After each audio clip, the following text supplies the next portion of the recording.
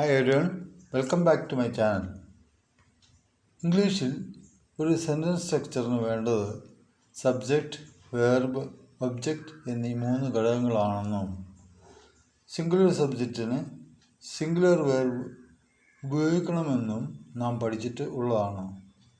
ഇന്ന് നമ്മൾ നോക്കുന്നത് വോയിസിനെ കുറിച്ചാണ്. Before that, I request you subscribe my channel. ഇംഗ്ലീഷിൽ 2 തരം വോയിസ് ആണ് ഉപയോഗിക്കുന്നത്, ആക്റ്റീവ് വോയിസും പാസീവ് വോയിസും. ഒരു ഉദാഹരണം നോക്കി മനസ്സിലാക്കാം. Raj helps Ravi. Ravi is helped by Raj. ആദ്യത്തെ സെൻറ്റൻസിൽ വേർബ് സൂചിപ്പിക്കുന്നത് സബ്ജക്റ്റ് ഒരു പ്രവൃത്തി ചെയ്തതായാണ്. ആയതിനാൽ രാജ് ഹെൽപ്സ് രവി എന്നത് ഒരു ആക്റ്റീവ് വോയിസ് ആണ്. രണ്ടാമത്തെ സെൻറ്റൻസിൽ വേർബ് സൂചിപ്പിക്കുന്നത് സബ്ജക്റ്റ് എന്തെങ്കിലും സ്വീകരിച്ചതായാണ്. ആയതിനാൽ രണ്ടാമത്തെ സെൻറ്റൻസ് പാസീവ് വോയിസ് ആണ്.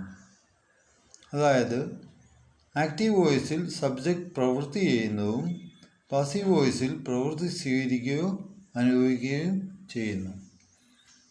മറ്റു ചില ഉദാഹരണങ്ങൾ നോക്കാം. The cat chase the mouse. പൂച്ച എലിയെ ഓടിച്ചു. അതിൻ്റെ passive voice the mouse was chased by cat. The watchman open the gate. Watchman gate തുറന്നു. അതിൻ്റെ passive voice the gate was opened by watchman. Rekha loves Girija. Rekha ഗിരിജയെ സ്നേഹിക്കുന്നു. Girija is loved by Rekha. ഇതുവരെ channel subscribe ചെയ്യാത്തവർ ദയവായി എൻ്റെ ചാനൽ സബ്സ്ക്രൈബ് ചെയ്യുക. മേൽപ്പറഞ്ഞ ഉദാഹരണങ്ങളിലൂടെ സെൻറ്റൻസിലെ സബ്ജക്റ്റ്, വേർബ്, ഒബ്ജക്റ്റ് എന്നിവയെ മനസ്സിലാക്കിയെന്ന് വിചാരിക്കുന്നു. ചില ചട്ടങ്ങൾക്ക് വിധേയമായാണ് ആക്റ്റീവ് വോയിസിനെ പാസീവ് വോയിസ് ആക്കുന്നത്.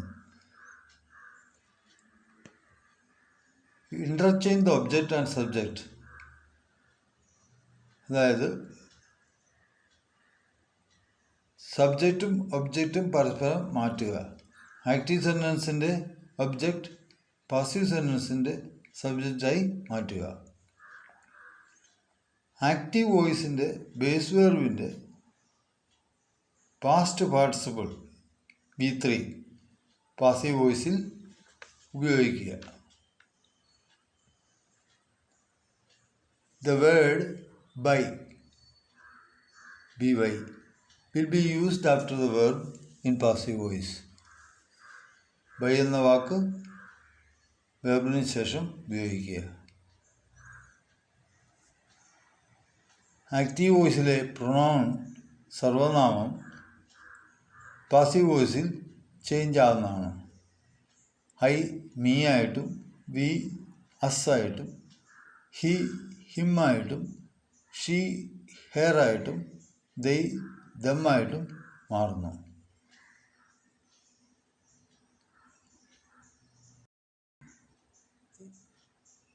ഈ പറയുന്ന ടെൻസുകളിലൊന്നും പാസീവ് വോയിസ് ഫോർമേഷൻ ഇല്ല. Present perfect continuous, past perfect continuous, future perfect continuous and future continuous. ഇത്രയുമാണ് വോയിസിനെ കുറിച്ച് അറിഞ്ഞിരിക്കേണ്ട കാര്യങ്ങൾ. ഒരു കാര്യം ബാക്കിയാണ്. ഓരോ ടെൻസിലും പാസീവ് വോയിസ് നിർമ്മിക്കുന്നതിന് പ്രത്യേക റൂളാണ്. അത് മറ്റൊരു വീഡിയോയിൽ വിശദീകരിക്കാം. വീഡിയോ ഇഷ്ടപ്പെട്ടാൽ ലൈക്ക് ചെയ്യുക. Thanks for watching.